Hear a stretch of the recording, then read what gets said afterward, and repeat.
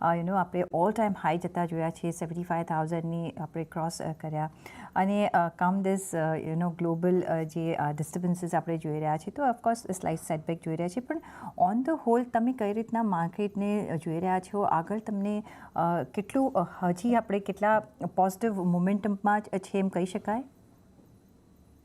તો એકચ્યુઅલી અત્યાર સુધી તમે જુઓ તો જો આજની તારીખમાં પણ ઇલેક્શન છેલ્લા બે ત્રણ દિવસથી જોવા મળે છે, ઇઝરાયલ ને ઈરાનના વોર ને બધી લેટેસ્ટ ડેવલપમેન્ટ્સને માટે થઈને.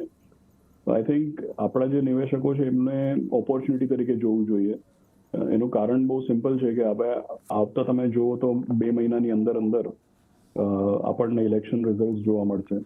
ઇલેક્શન રિઝલ્ટ્સની ઉપર ચર્ચા ઘણી થઈ છે, અને ઘણા બધા લોકોનું માનવું એવું છે, મોટા ભાગે માનવું એવું જ છે કે આપણી જે અત્યારે જે ગવર્મેન્ટ છે એની કન્ટિન્યુટી આપણને જળવાઈ રહેશે.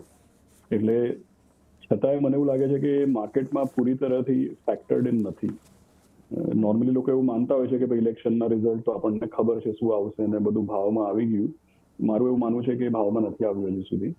અને ઇલેક્શનની વાત બી સાઈડ પર મૂકીએ તો એની પછીનું જે બજેટ, જેનાથી ઘણા એક્સપેક્ટેશન રહેશે, અને ગવર્મેન્ટની તરફથી આપણને એવું સાંભળવામાં આવે છે કે ભાઈ આ બજેટમાં તમે જુઓ તો આવતા 25 વર્ષની પ્લાનિંગ તમને આ બજેટમાં જોવા મળશે. અને નોર્મલી ઇલેક્શન છે, બજેટ છે, આ બધી ચીજોથી મોટું એક્સપેક્ટેશન રહેતું જ હોય છે. અને આપણું નહીં તો બી તમે જુઓ FIIની નજરિયેથી છેલ્લા કાફી સમયથી આપણને કંઈ બહુ મોટો FII ફ્લો જોવા મળ્યો નથી.